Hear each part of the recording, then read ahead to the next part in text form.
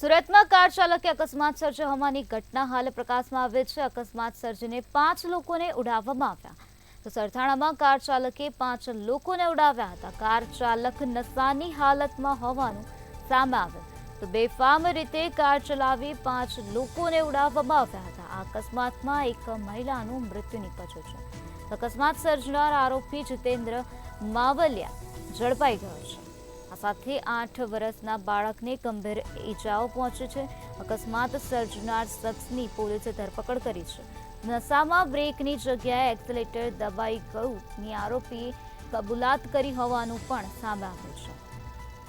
તો સુરતમાં આ પ્રકારે અકસ્માત સર્જાયો હતો। અકસ્માતની ઘટનામાં એક મહિલાનું મૃત્યુ થયું છે જ્યારે એક 8 વર્ષના બાળકને ગંભીર ઈજાઓ પહોંચી છે। સુરતના સરથાણામાં કાર ચાલકે 5 લોકોને ઉડાવી દીધા હતા। નશામાં બ્રેકની જગ્યાએ તેણે એક્સેલેટર દબાઈ ગયું હોવાની કબૂલાત કરી છે।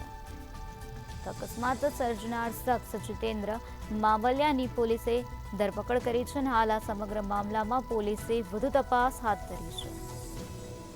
કાર ચાલક નશાની હાલતમાં હોવાનું સામે આવ્યું છે, જ્યાં બેફામ રીતે કાર ચલાવીને કાર ચાલકે 5 લોકોને ઉડાવી લીધા હતા।